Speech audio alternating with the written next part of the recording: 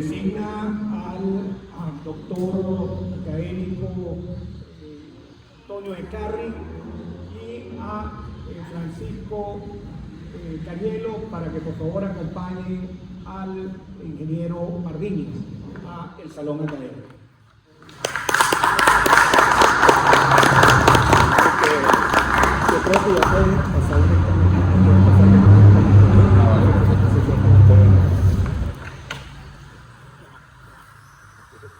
No empieza todavía, Antonio. Empieza todavía. Discurso de recepción del ingeniero José Antonio Pardiñas, que lleva por título Un siglo de la electricidad en Valencia y Puerto Cabello, 1735-1935.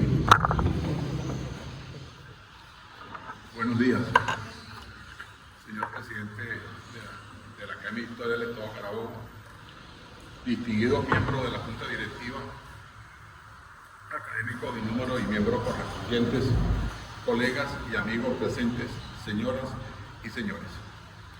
En primer lugar, deseo expresar mi más sincero agradecimiento a la Junta Directiva de esta academia que tan generosamente propuso mi nombre como miembro correspondiente.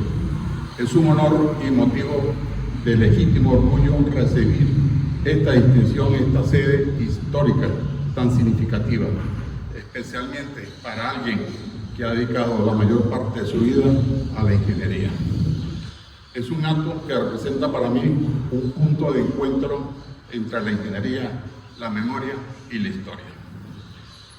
Al reflexionar sobre el tema de este discurso, al final decidí apoyarme en mi formación como ingeniero electricista para explorar los orígenes del alumbrado público y del servicio eléctrico en Valencia y Puerto Cabello entre 1835 y 1935, dos ciudades ligadas históricamente por el comercio, la industria y el intercambio humano, que han seguido trayectorias sorprendentemente paralelas en los albores de la electricidad. No se trata únicamente de una historia técnica, sino una historia urbana, social y económica, que dio lugar a una de las transformaciones más profundas de la vida urbana, el paso de la noche oscura a la ciudad iluminada. Antes de entrar en materia, deseo dejar constancia de mi gratitud a tres académicos que con generosidad hicieron posible esta investigación. José Alfredo Sabatino Solante, porque no es posible escribir sobre Puerto Cabello sin antes consultarle. A Luis Cubillán Fonseca, que me hizo llegar información del siglo XIX y XX referente al alumbrado público. Y a Luis Heraclio Medina Canelón, quien aceptó hace 2 años el reto de escribir un libro a 2 voces y hoy en inmediato dará la contestación a mi discurso. Desde los orígenes de la humanidad, la luz ha estado asociada a la vida. Primero fue el fuego, luego el tizón, y muchos siglos después la luz se encerró en un candil relleno de cebo. En esos inicios, la obtención de la luz fue un acto individual de cómo cada familia se ocupaba de alumbrar su vivienda y después con sus vecinos o las autoridades iluminaba las calles o las plazas, aprovechando los distintos combustibles que disponía, velas y aceites de origen vegetal o animal, o leña o carbón. No es casual que el primer gran uso de la electricidad fuese precisamente la iluminación. Escribe Rodolfo Tellería: el uso de la electricidad para cualquier cosa distinta de encender luces era todavía un sueño. Así, la luz avanzó de las casas a las calles. En Caracas, en 1752, una disposición del gobernador Felipe Ricardo ordenaba a los habitantes a iluminar los portales y ventanas durante las primeras horas de la noche, siempre que no fuesen de luna llena. Para ello podían colocar un farol o un candil. Un texto de la Fundación Empresa Polar sobre el alumbrado público señala que en las fachadas y zaguanes de las viviendas se hicieron nichos u hornacinas donde fueron colocadas las imágenes, las cuales eran alumbradas de noche con vela de cebo o lámparas de aceite.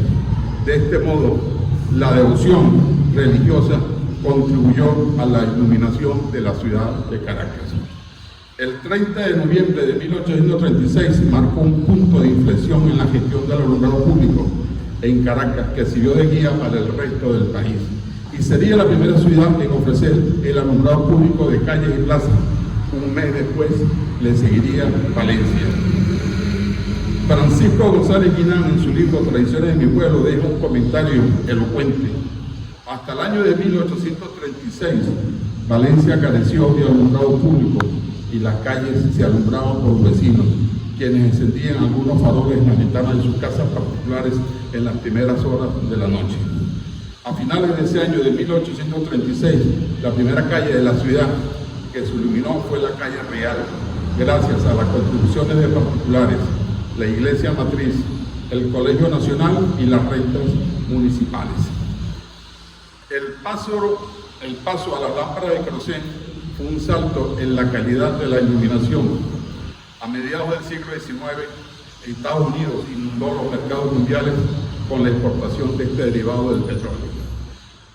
Para 1864, escribe González Guinán, contrató el Consejo Municipal el alumbrado de la ciudad al señor general Guillermo Austria con querosén, que algunos llamaron gas de querosén, porque daba una luz viva y brillante, y al mismo tiempo estableció la venta de lámparas en una casa especial, y al extranjero que la fundó, el vulgo le cambió su nombre legítimo, y todo el mundo lo llamó Mr. Querosén.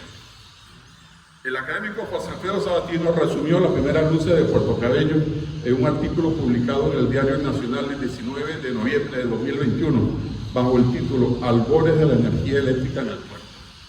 En 1842 se celebró un contrato entre la municipalidad y Pedro Balbuena, quien optó por cambiar el aceite de pescado usado hasta entonces para el alumbrado por aceite de coco, mejorando al mismo tiempo la forma de los faroles.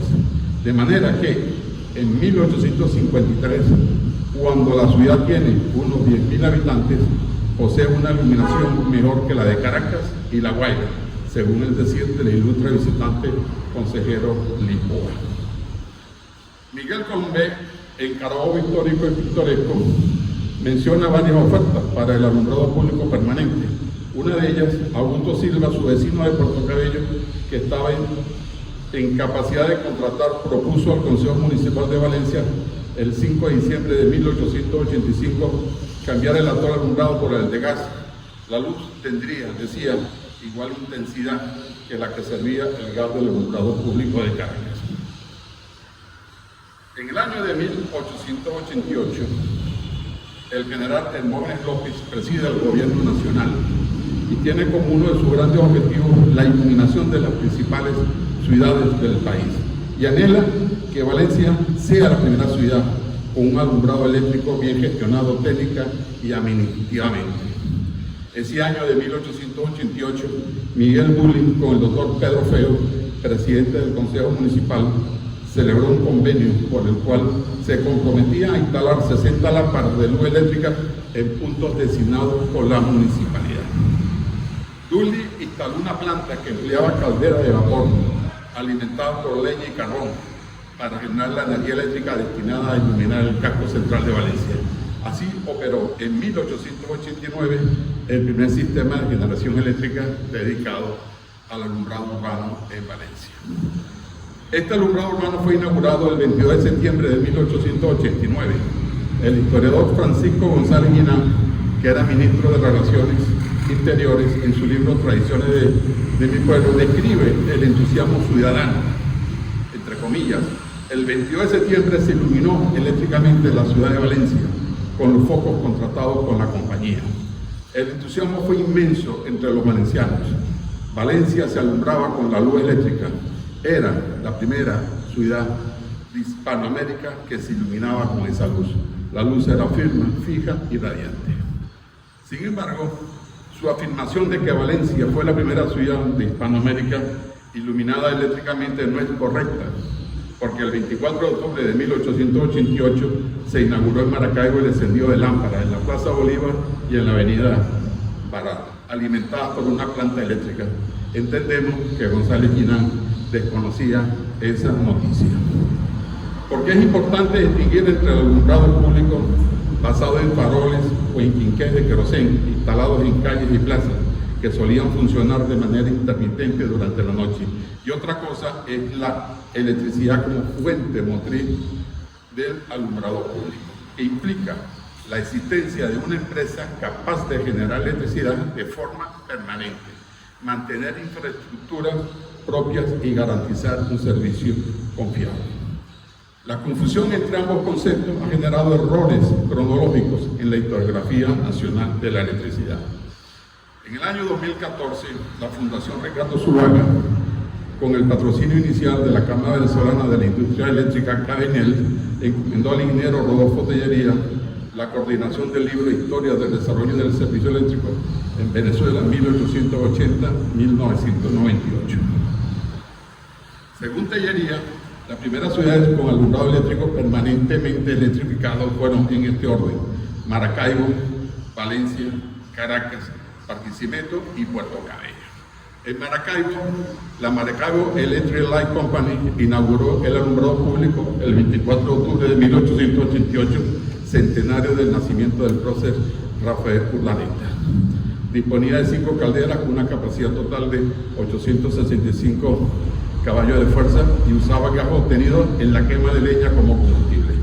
Valencia, ya hemos dicho, el contrato de Miguel Bulli con las autoridades valencianas, que fue inaugurado el 22 de septiembre de 1889. La planta de Valencia, al igual que la de Maracaibo, utilizaban calderas de vapor alimentadas con carbón o leña para obtener la fuerza motriz eléctrica. Caracas, de acuerdo a las crónicas, Caracas contaba con el mejor alumbrado del país, pero este funcionaba exclusivamente a base de gas y no incluía tecnología eléctrica, por lo que es un error clasificar a Caracas como la primera ciudad en disponer de alumbrado eléctrico. Este es un error que se ha cometido mucho y hay muchos textos donde se habla de Caracas como la primera ciudad, y es la primera ciudad con gas, pero no con sistema basado en tecnología eléctrica. El servicio de alumbrado político en Caracas, generado por electricidad, le corresponde al empresario Emilio Mauri, quien en 1893 instaló alumbrado eléctrico para la Casa Amarilla, el Salón Municipal, el Palacio Federal y la Plaza Interior del Capitolio de Caracas. Tras el éxito, la Compañía Anónima de Gas, la vieja compañía, amplió su razón social a compañías del gas y de la luz eléctrica. Adquirió una planta movida a vapor y empezó a generar electricidad. Pero para esos años, ya Maracaibo y Valencia tenían alumbrado público producido con electricidad. Por ello, Caracas es considerada la tercera ciudad del país con alumbrado eléctrico. En Barquisimeto, el periodista Luis Alberto Peroso, en un artículo del Correo de Lara del 3 de junio de 2021, indica que en mayo de 1894 se suscribió un contrato de luz eléctrica, obra que inició 2 años más tarde, inaugurándose el 5 de julio con el encendido de las luces de la Plaza Bolívar y la Plaza Miranda. Ese alumbrado solamente funcionaba durante las primeras horas de la noche, cuando había retretas, es decir, los jueves y los domingos. El texto del periodista apunta que la planta entró en servicio 2 años más tarde, para el año de 1896. Además, el alumbrado funcionaba solo los jueves y domingos, es decir, un alumbrado intermitente, contrario al criterio de un servicio de alumbrado público continuo, que ya para ese año lo disfrutaban las ciudades de Maracaibo, Valencia, Caracas y, como veremos ahora, Puerto Cabello. Por ello somos de la opinión que Barquisimeto no debe considerarse la cuarta ciudad con sistema de alumbrado consolidado. En Puerto Cabello, el historiador José Alfredo Sabatino, en el artículo del Diario Nacional, citado anteriormente, al borde de la energía eléctrica en el puerto, señalaba que el contrato de Francisco de Paula Quintero será traspasado ese mismo año 1891 al ingeniero Polvo, quien se comprometió con ligeras modificaciones a darle cumplimiento, constituyendo 2 años más tarde la compañía anónima Alumbrado Eléctrico de la ciudad de Puerto Cabello, que habría de continuar con la explotación del contrato. El artículo señala varios testimonios del uso de la iluminación eléctrica, la cual se inició en el Teatro Municipal. Asimismo, hay un testimonio que durante una fuerte lluvia hubo un incendio presuntamente debido a un cortocircuito cuando se encendieron las lámparas. Además, en 1896 se le sigue a la instalación de 2 lámparas de luz eléctrica a un concesionario para la apertura de un café en el Piedrón. Estos testimonios apuntan que el servicio eléctrico en Puerto Cabello se remonta al menos desde el año de 1893. En consecuencia, sería la 4ª ciudad del país que tuvo un servicio de alumbrado público eléctrico. En Venezuela, la visión de la importancia de la electricidad en el desarrollo económico del país llevó al ingeniero Ricardo Zuluaga a fundar en 1895 la electricidad de Caracas, la primera hidroeléctrica del país en el sitio del Encantado sobre el río Guaire. La experiencia de la electricidad de Caracas instalando plantas hidroeléctricas y termoeléctricas fue un modelo de negocio industrial que se fue repitiendo en otras regiones del país y ayuda a entender el nacimiento de lo que es el servicio eléctrico. Y como menciona el ingeniero Tellería, ¿qué es el servicio eléctrico? Es llevar la energía eléctrica a hogares, industrias, oficinas y comercios, garantizar que dicha energía siempre esté disponible cuando el cliente enciende el interruptor. En 1904, Stelling, en sociedad con John Hyman y Thomas Miller, adquirió la planta de vapor de la American Telephone, que proveía el servicio del alumbrado de la ciudad. En esos primeros años del siglo XX, conviven en Valencia otros importantes empresarios. Francisco de Sales Pérez, que en el año 83 había comprado los telares de Domingo Antonio Lavarría. John Edwin Ayman, con grandes siembras de algodón, que le permitió instalar una fábrica de aceite de algodón bajo la razón social de Fábrica de Aceite Pérez Ayman y compañía. En 1907, Stelling se asocia con Carlos Miller y Temístocles López en la adquisición de la renombrada telería anglo-venezolana López Miller y compañía. Además de los telares, las tenerías y de la fábrica de aceite de algodón, en Valencia se apreciaba el establecimiento de un heterogéneo grupo de industrias: hielo, jabones y velas, sombreros, metalurgia, aserraderos, tabacaleras, cervecerías. Muchas de estas industrias operaban con plantas a vapor. El crecimiento de la ciudad exigiría más alumbrado público y la afiliación de clientes residenciales e industriales. El 19 de diciembre de 1904, Stelling, John Edwin Ayman y Thomas Miller registran la firma social de Stelling y compañía, cuyo objeto era la explotación de la electricidad como luz y como fuerza y todo lo relacionado con ese ramo. La empresa comenzó operaciones el 1 de agosto de 1904. En el año de 1907, el Consejo Municipal otorgó una concesión para instalar un sistema de energía eléctrica de fuerza motriz al doctor Eudoro López, médico particular de Carlos Stelling. Igualmente le otorgó otra concesión al ingeniero Francisco de Paula García Betancourt, específicamente para instalar una planta hidroeléctrica de 300 caballos de fuerza. En 1908, Carlos Stelling da un paso adelante y al grupo inicial de socios de Stelling y compañía se le unirán Francisco de Sales Pérez, Emilio Pérez Vela y el ingeniero Francisco de Paula García Betancourt para fundar Compañía Anónima Electricidad Valencia, que se inaugura el 8 de agosto de 1908. Este documento confirma el propósito de generar energía eléctrica destinada tanto al alumbrado público como a su uso como fuerza motriz para industrias en marcha, en la que participaban en calidad de socios Sala de Pérez, Pérez Vela y John Ayman, o sea, los dueños o principales accionistas de los telares, de la tenería de pieles y de la fábrica de aceite y de semillas de algodón respectivamente.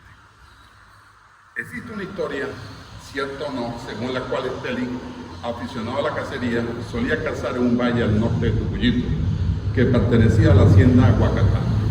Desde lo alto de la montaña descendía el río El Torito, un caudal suficiente para construir agua arriba una plaza de almacenamiento y mediante una tubería forzada impulsar una turbina ubicada en una casa de máquinas para generar energía eléctrica. Se construyeron 2 centrales eléctricas sobre la margen derecha del río Torito, bautizadas con los nombres de la California y el Milagro, que fueron concluidas para el año de 1910. Estas 2 centrales generadoras se ubicaron en cascada una detrás de la otra. De esa manera permitían duplicar la generación con el mismo caudal del río. La compañía anónima Luz y Fuerza Eléctrica Califa de Puerto Cabello, para 1910 era una planta de electricidad que utilizaba carbón como combustible, una capacidad de almacenamiento de 300 toneladas. 4 grandes tanques almacenaban en conjunto 150.000 litros de agua para el enfrentamiento de los cilindros.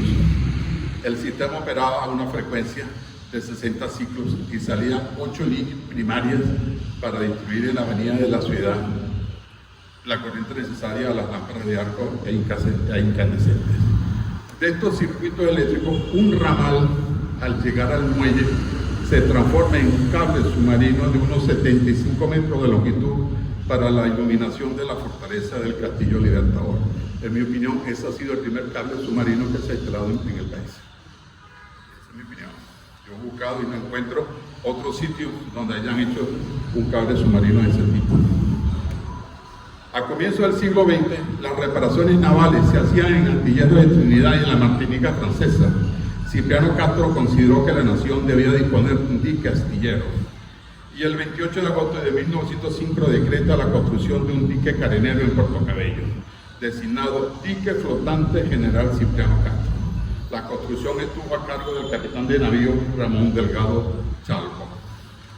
Puede resumirse que el dique astillero fue la gran obra de infraestructura del gobierno de Cipriano Castro, de una importancia técnica comparable a los ferrocarriles y a las primeras plantas hidroeléctricas instaladas en Caracas y Valencia. El historiador naval Ramón Rivero, que nos acaba de dar un discurso extraordinario, en su libro Legado del capitán de corbeta Ramón Díaz, escribe que el dique astillero mejoraría tremendamente las condiciones sociales y económicas de la población porteña, con el valor añadido del aprendizaje de nuevas habilidades y técnicas. El hombre de Puerto Cabello ya no solo era pescador, caletero o contrabandista, ahora se había convertido en carpintero especializado en curvas de buque, herrero, soldador, dibujante, modelista. Aquella isla que albergaba Mangle y Castillo, ayer como hoy representaba el futuro posible de una marina científica. Tanto fue el empuje y vigor que imprimió a la localidad porteña el establecimiento naval que hizo de Puerto Cabello una ciudad muy activa. El dique astillero era realmente una empresa industrial.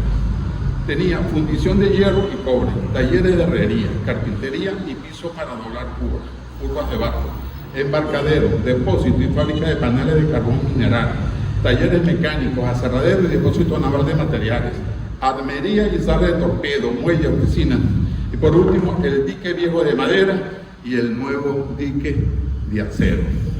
Somos de la opinión que posiblemente era la mayor empresa industrial del país para el año de 1912. Con base a datos parciales, estimamos que la generación propia podría ser similar a la capacidad de generación de la hidroeléctrica de Aguatar de la Electricidad de Valencia, inaugurada en 1910, lo que da una idea de la importancia desconocida del dique astillero de Cipriano Castro en la historia de la electricidad del país. En Valencia era sabido la competencia empresarial existente entre Carlos Sterling y Juan Ernesto Granger. Según Tellería, se decía que si uno establecía una tienda en un lugar, el otro lo montaba enfrente. Granger había levantado 34 edificios en la parroquia Santa Rosa, en un área de 10 manzanas, un conglomerado industrial que incluía telares, fábrica de aceite de algodón y tenería, acompañado con talleres de carpintería, mecánica, alfarería, tintorería, horno de cal, garaje y talleres de herrería. Para mover toda esta industria estaba consciente de que la transmisión de electricidad era una energía más económica y confiable, que estaba desplazando a la máquina de agua, por lo que acometió con Guillermo Dewis la construcción de una hidroeléctrica en el sector La Cumaca de San Diego. En el año de 1915, al entrar en funcionamiento la planta hidroeléctrica, se formalizó la empresa Compañía Anónima de Electricidad La Cumaca. En el año de 1944, La Cumaca se unió a la hidroeléctrica El Pao. Durante esta investigación de los orígenes de las primeras plantas hidroeléctricas instaladas en Valencia, nos resultó llamativo que una vez construidas las plantas hidroeléctricas por por Stelling en Aguatal en 1910 y La Cumaca por Brangier en 1915, con lo cual Valencia se convertía en ese momento, en 1915, en la segunda ciudad después de Caracas en generación eléctrica instalada a partir de ese año de 1915, no se ejecutaran obras de generación de electricidad hasta el año de 1932, en contraste con la instalación periódica de plantas eléctricas similares en Caracas, Maracaibo, Maracay e incluso Puerto Cabello. Transcurrieron 22 años antes de que Electricidad Valencia implementara su generación con una planta diésel en el año de 1932 en Camoruco. La Cumaca mantuvo la misma generación de electricidad desde el año 15 hasta el año 1944, cuando se asoció con la hidroeléctrica El Pao, es decir, un periodo de casi 30 años. En contraste, la Electricidad Caracas pasó de su primera planta del Encantado en 1896 a instalar sucesivas plantas hidroeléctricas. Los Naranjos en 1908, Lira en 1911, Mamo en 1917 y así sucesivamente hasta completar 13.650 kilovatios para el año de 1933. En Maracaibo, en el año 1996 se instaló la primera fase de la planta de vapor de La Arriaga y se completó su ampliación en 1936. En Puerto Cabello, Calife, en el año de 1925 dio un gran impulso, acreditándose 2 turbinas a vapor de 800 kilovatios cada una, totalizando casi la misma capacidad de generación de Valencia para ese año de 1925. Pero Maracay es especialmente relevante. A partir de 1912, que no había, era 0 kilovatios, que la única que había eran 120 kilovatios en la residencia del general Gómez, se construyeron las presas de Choroní, La Uraca, El Pedregal y un diésel en Maracay, de modo que para el año de 1931 superaba en más de 6 veces la generación de Valencia y se había convertido en la segunda ciudad con la mayor generación eléctrica del país, solo superada por Caracas. Cabe señalar que estos avances fueron obras de Juan Vicente Gómez. Ante estos contrastes surge la inquietud: ¿cómo interpretar que la generación de energía eléctrica en Valencia permaneció invariable durante más de 20 años, pese a considerarse la ciudad como el incipiente polo industrial del país a principios del siglo XX? Este hecho económico indica un bajo crecimiento de la demanda eléctrica, dado que la generación de electricidad es un indicador adelantado al crecimiento del consumo y a su vez del desarrollo económico de una región, ciudad o nación. En esta investigación creemos que esta parálisis obedeció a diversos factores, pero a fin de simplificar las primeras hipótesis consideramos 3 factores principales: la competencia entre empresas eléctricas privadas, con frecuencias incompatibles, la orientación de estas empresas a satisfacer principalmente sus propias industrias y posiblemente un contexto político poco favorable al desarrollo valenciano durante el gobierno de Juan Vicente Gómez. En una semblanza sobre Ricardo Zuluaga, el escritor Rafael Arraiz Luca señala las dificultades iniciales que tuvo la Electricidad Caracas. Los posibles compradores del servicio eléctrico no estaban convencidos de su eficiencia y optaban por rechazarlo. A la empresa no le quedó otra alternativa que ofrecer el servicio a pérdida por 6 meses. Zuluaga y su pequeño equipo instalaban los motores necesarios en la fábrica y ofrecían energía gratis. Y pasado el semestre cobraban por él. Incluso en varias oportunidades Zuluaga se vio en la necesidad de comprarle las viejas máquinas de vapor a los dueños de la fábrica para poder entusiasmar con el servicio que se ofrecía. Somos de la opinión que tanto Stelling como Brangier no implementaron una estrategia de captación de clientes más allá de su propio entorno industrial y que ambas compañías se centraron más en el suministro de energía para sus industrias en lugar de consolidarse como empresas eléctricas a servicios propiamente dichos, lo cual pudo haber impactado en la percepción de confianza por parte de otros empresarios o clientes de la ciudad que optaron por conservar su autonomía industrial con máquinas de vapor o recurriendo a motores eléctricos cuyo comercio de importación era bastante activo en la ciudad en aquella época. A ello se sumó la incompatibilidad de la frecuencia de operación de ambas redes eléctricas. El EVAL operaba a frecuencia de 50 ciclos, mientras que la Cumaca a la frecuencia de 60 ciclos. La operación a frecuencias diferentes impedía la interconexión entre ambas redes eléctricas.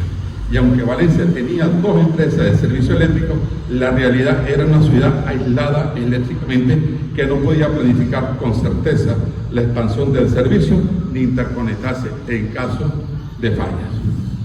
Finalmente surge la interrogante política. La presunta animadversión de Gómez hacia Valencia influyó en el desarrollo industrial que experimentaba la región carabobeña desde la primera década del siglo XX. Ramón J. Velázquez, en su libro Confidencias Imaginarias de Juan Vicente Gómez, se refiere a esta supuesta animosidad hacia Valencia, entre comillas. En Caracas, yo sufriendo a la burla porque don Cintiano me había obligado a ser presidente por 8 semanas, y ahora todo lo malo de muchos años, el causante era yo. Y lo llamaban corriendo, como si yo hubiera matado a Venezuela, y me lo decían en los periódicos que habían fundado el grupito de Valencia. Durante su administración en Maracay se crearon industrias relevantes en el sector agrícola y ganadero, el latuario, papeles Maracay, telares e hilandería, fábrica de aceite, un gran material industrial. Algunas de estas empresas competían directamente con industrias valencianas. Por ello resulta importante analizar la ralentización del dinamismo industrial de Valencia como consecuencia de la industrialización de Maracay por la gestión de Juan Vicente Gómez. En esta etapa inicial de la investigación se identificó una razón de carácter eminentemente técnico y comprobable, la incompatibilidad de frecuencias. Las otras 2 causas señaladas presentan matices subjetivos como políticos. Por ello es necesario analizar otros factores vinculados a epidemias y migraciones que afectan las estadísticas poblacionales, flujos comerciales de venta de motores y equipos eléctricos.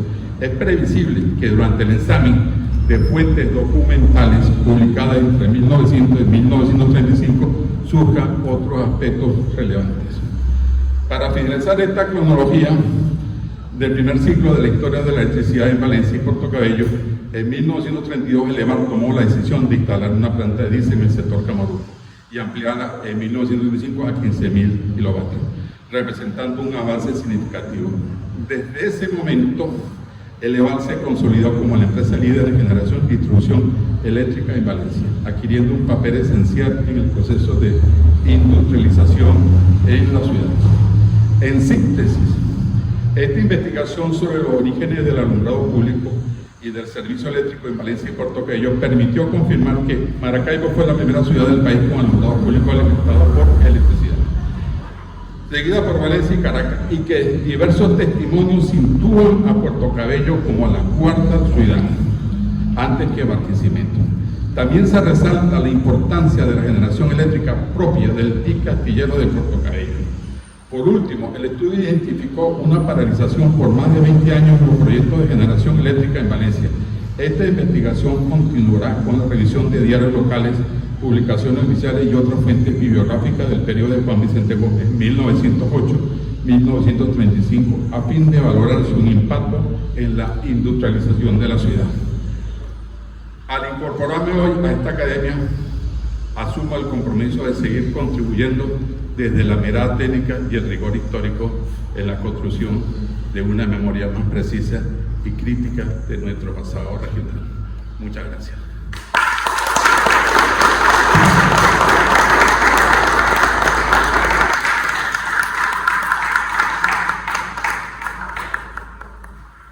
Presentación del discurso por parte del académico Luis Heraclio Medina Canelón, individuo de número de esta corporación.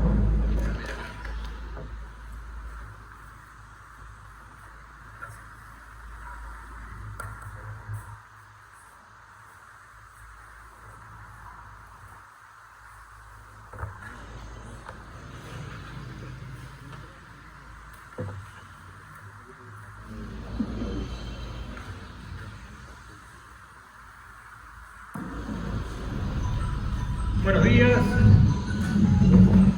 señor presidente y demás miembros de la Junta Directiva de la Academia de Historia del Estado Carabobo, compañeros individuos de número y miembros correspondientes de la corporación. Especialmente grato para mí es esta ocasión, esta oportunidad, cuando con unas breves palabras le voy a dar la bienvenida como miembro correspondiente de la corporación a ese hermano de la vida que es para mí José Antonio Pardiñas. José Antonio es un hombre formado aquí a apenas 50 o 80 metros de nosotros, en el Colegio Don Bosco. Es un orgulloso salesiano. Fue alumno directamente del hermano Ricardo Alterio y de otro gran ilustre salesiano, Panchera, ambos enciclopedias ambulantes. A Ricardo Alterio lo recordamos nosotros especialmente los alumnos de Derecho por haber utilizado su manual de sociología jurídica cuando estudiábamos en la Facultad de Derecho. En estos días, en estas épocas modernas que ya estamos avanzando en el segundo cuarto del siglo XXI, cuando la tecnología se hace presente como nunca en ningún momento de la historia de la humanidad, en cada momento de nosotros, cuando las guerras se están haciendo con drones, cuando las intervenciones quirúrgicas se están haciendo a distancia, porque el cirujano a veces ni siquiera toca al paciente porque lo hace todo con un robot, o cuando estamos a punto de instalar una estación permanente en la Luna, se hace necesario, imperativo que las academias, como la Academia de Historia, integren a hombres de ciencia, a hombres de las ciencias exactas, como es José Antonio Pardiñas. José Antonio, una vez graduado de bachiller, ingresa en el Instituto Politécnico de Madrid, pero por razones de fuerza mayor tiene que regresar a Venezuela y se inscribe en la Universidad de Carabobo, en la Escuela de Ingeniería, donde egresa en el año de 1980. Muy poco tiempo después de graduado, ingresa en una de las empresas más importantes de todo el país, y creo que es la empresa eléctrica más importante, la electrificación del Caroní, donde labora desde los más bajos puestos como ingeniero hasta las más altas jerarquías como gerente de las redes y las líneas de alta tensión. Permanece más de 25 años en la electrificación del Caroní. No es solamente está desempeñándose en esos altos cargos gerenciales, sino que también aprovecha para estudiar y perfeccionarse profesionalmente. Estudia en la Universidad Central de Venezuela, donde egresa como en materia de finanzas, y estudia nada menos que en el IEPSA, Instituto de Estudios Superiores de Administración, donde estudia alta gerencia. En la electrificación del Caroní participa en los grandes proyectos de electrificación a nivel nacional, llevar la electricidad a todos los rincones del país, pero más allá participa en cargos gerenciales, en llevar la electricidad hasta Colombia y hasta el Brasil. Incluso tiene que trabajar llevando electricidad sobre el lago de Maracaibo, que fue una de las empresas más complicadas que tuvo que hacer. Todas sus responsabilidades han sido de alto rango en materia de la instalación de las grandes redes eléctricas. En ejercicio de sus funciones también tiene que viajar por 8 años a París, donde representa a Venezuela en un gran comité en materia de líneas de alta tensión. También ha sido conferencista en empresas nacionales e internacionales y en institutos superiores en materia de estudio de ingeniería eléctrica. Ha escrito también, porque no se ha limitado a su cuestión de la ciencia de la electricidad, ha escrito un libro sobre la Gran Sabana y ha escrito también otro libro sobre la enología, es decir, la ciencia del vino, porque a nuestro amigo le gusta mucho el vino. En su discurso nos ha hablado de los primeros tiempos de la iluminación y de la electrificación. Nos ha hablado desde los tiempos en que el hombre en las cuevas se alumbraba con grasas animales y de los primeros inicios de la electricidad a nivel mundial y a nivel regional. Nos habla de la electricidad de Valencia, nos habla de la electricidad de la Cumaca y de la electrificación de Puerto Cabello. Aclara las dudas de cuál fue la primera empresa eléctrica en Venezuela y cuál fue la primera ciudad de Venezuela que tiene servicio eléctrico continuo, que existen muchos errores en esta materia a nivel de la historiografía nacional.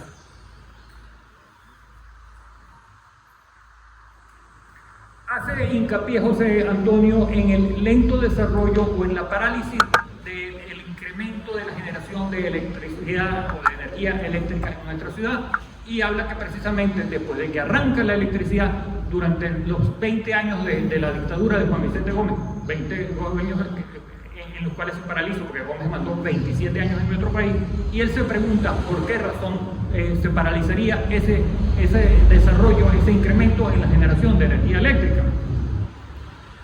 José Antonio es cuestionador, pregunta y no acepta esas informaciones a buenas a primeras que nos dan otros historiadores. Una de las preguntas que hace es si sería cierta la leyenda o la historia o la versión de que don Carlos Stelling era cazador y que siendo cazador recorría los altos y los llanos de Carabobo, donde descubre en Topuyito la caída de Aguacatal, donde va a instalar la primera planta hidroeléctrica de Valencia.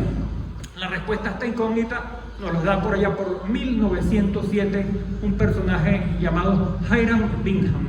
Discúlpenme el inglés. Bingham a lo mejor no nos suena muy familiar en estos momentos.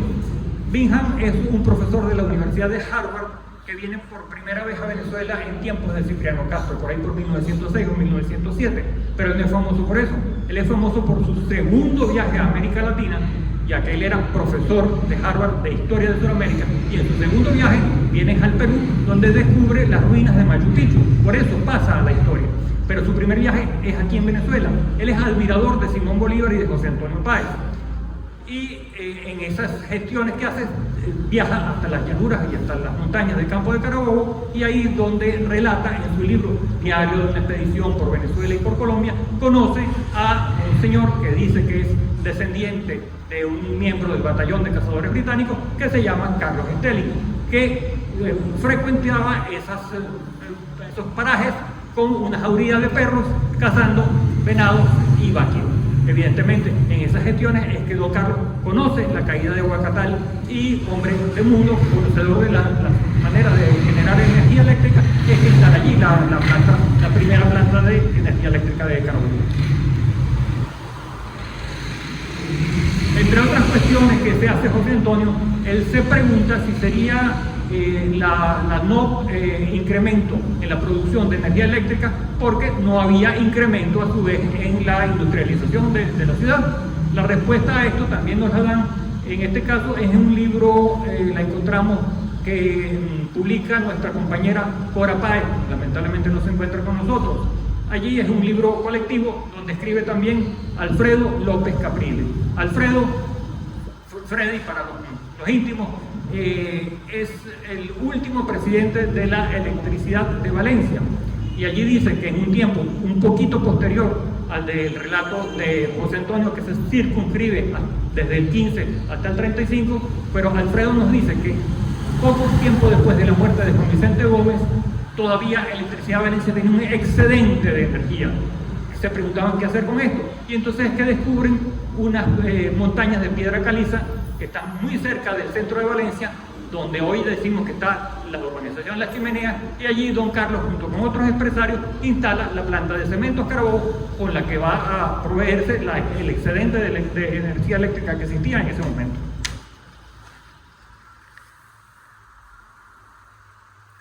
Tanto José Antonio como Ramón nos han hablado de los lugares de memoria. Esto me recuerda otra materia que trató Hiram Bingham en su momento. Cuando llega Bingham a Venezuela, a La Guaira, va a Caracas y allí se entrevista con los historiadores venezolanos. Él les dice que su plan es viajar en sentido inverso toda la ruta de Simón Bolívar en la campaña Admirable. Bolívar vino desde Colombia y llegó hasta Caracas. Él quiere hacerla al revés. Los historiadores venezolanos, y afortunadamente para ellos no los mencionan, le dicen que si está loco, que por qué va a hacer eso, que por qué va a viajar, que mejor que vaya a las bibliotecas, lea los libros que ya lo han escrito todo, que todo está escrito, todo está sabido y no hace falta hacer el viaje. Bingham se molesta y se viene para Valencia, contrata a unos sirvientes, unos ayudantes de habla inglesa de las islas del Caribe y emprende su viaje, efectivamente, todo el trayecto de Simón Bolívar en la campaña Admirable hasta Colombia. Y ahí es donde se va a encontrar con don Carlos Stelling. Bingham en aquella época estaba haciendo memoria, porque iba a los lugares de los hechos. Nuestro amigo José Antonio Pardiña es un hombre que hace memoria.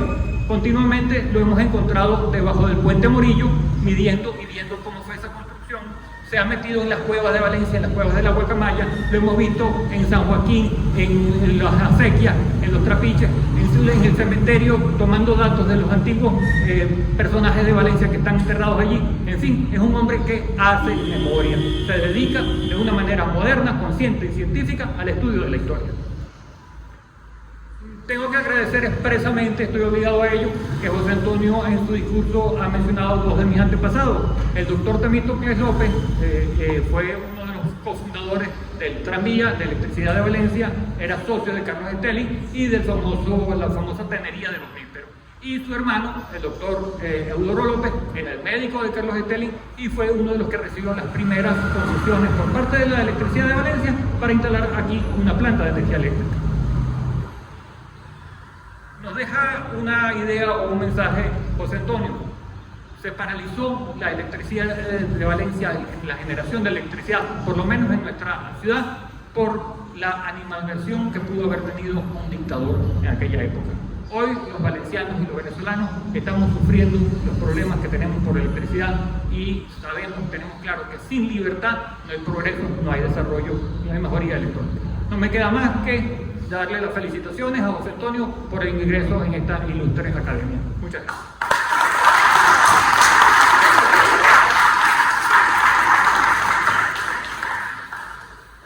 Juramentación del nuevo académico José Antonio Medina. Jura usted a cumplir y hacer cumplir los estatutos de la Academia de Historia del Estado de Carabobo, así como dar cierto cumplimiento a las obligaciones que ella tiene. Así lo hiciere, que Dios, la institución, la patria o demás, premie, porque no. No es lo contrario, Dios no demanda. Creo que te pido como nuevo miembro correspondiente de esta academia.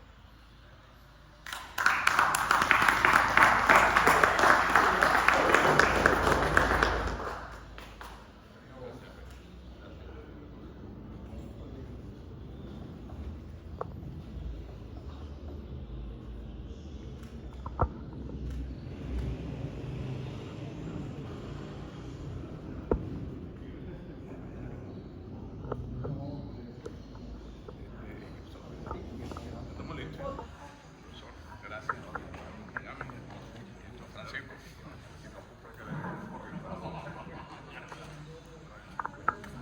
Bueno, llegamos así al final de este acto.